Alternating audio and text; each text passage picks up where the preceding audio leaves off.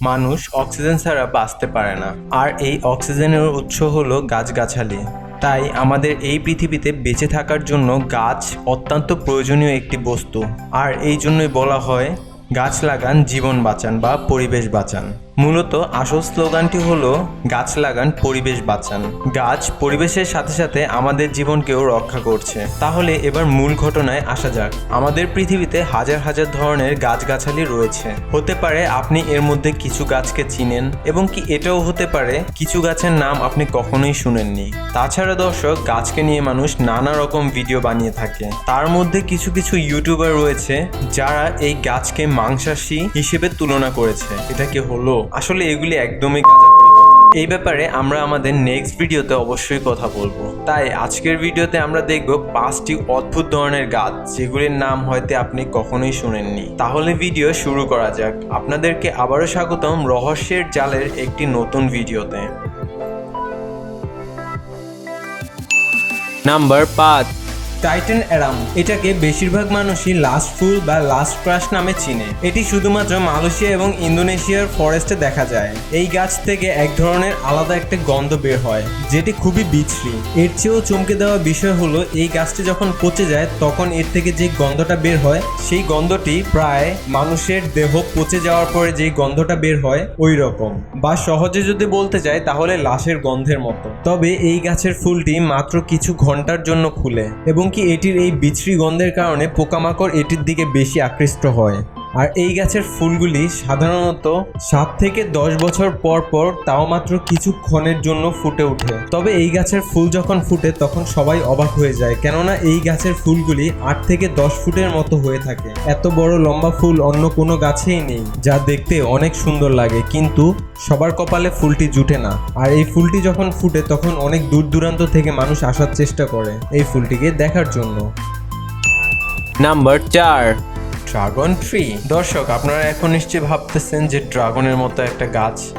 আসলে এরকমটি নয়। Dragon tree নামে এটিকে আখ্যায়িত করা হয়েছে। মূলত আফ্রিকার উত্তর পশ্চিমে ক্যালোরিও আইল্যান্ডে জন্ম নেওয়া এই গাছটির নাম ড্রাগন ট্রি। এই গাছটির নামকরণের মূল কারণ হলো যখন এই গাছটি কাটা হয় তখন এর ভেতর থেকে রক্তের মতো লাল রঙের রস বের হয়, যা দেখতে প্রায় ড্রাগনের রক্তের মতো। আর এই গাছগুলি দেখলে মনে হয় যেন একটি ঘড়ির উপরে হাজার হাজার গাছ একসাথে জন্ম নিয়েছে, এবং কি জন্মের পরে সবাই একসাথে বসবাস করছে। বিষয়টি খুবই হাস্যকর হলেও এটাই সত্যি। এই গাছটির দর্শনের জন্য পুরো বিশ্ব থেকে লোকজন ভিড় করে। তবে মূলত এই গাছটিকে কেন ড্রাগন ট্রি নামে আখ্যায়িত করা হয়েছে এটির কোনো ব্যাখ্যা আজ পর্যন্ত পাওয়া যায়নি। যদি আপনি জানেন ড্রাগন ট্রি কেন বলা হয় তাহলে অবশ্যই আমাদের কমেন্টে জানাবেন, এবং কি আপনাদের কমেন্টটি আমরা তুলে ধরব। Number 3, blue জাকারান্ডা।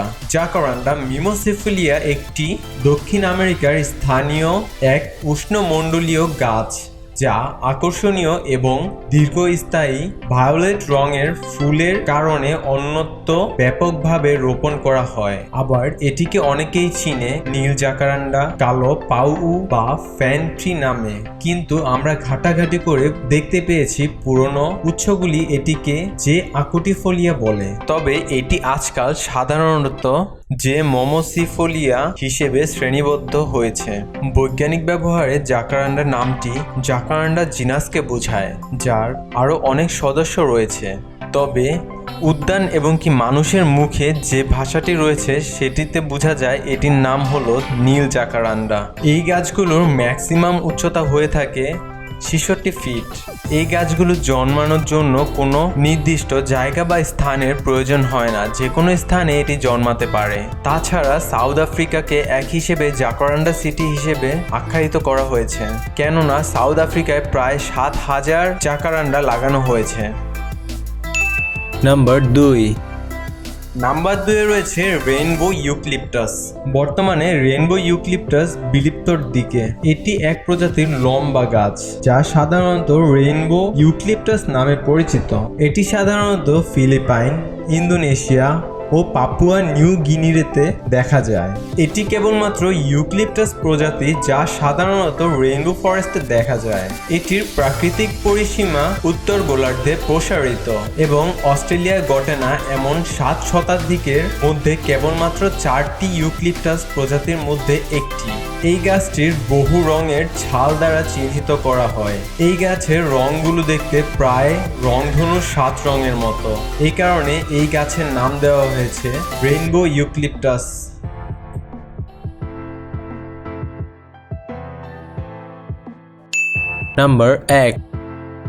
নাম্বার 1 রয়েছে বাওবা ট্রি।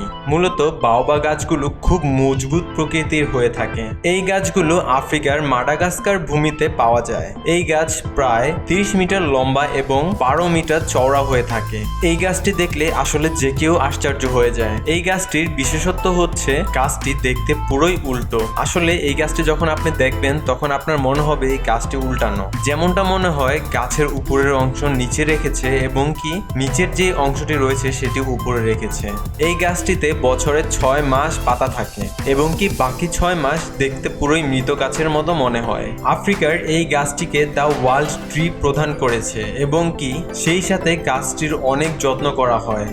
তাহলে দর্শক আজকের জন্য এই পর্যন্তই। দেখা হবে আবার পরবর্তী ভিডিওতে। আমাদের ভিডিওটি কেমন লেগেছে অবশ্যই আমাদের কমেন্টে জানিয়ে দেবেন এবং কি নতুন হয়ে থাকলে সাবস্ক্রাইব করে বেল আইকনটি প্রেস করে দেবেন। Thank you for watching.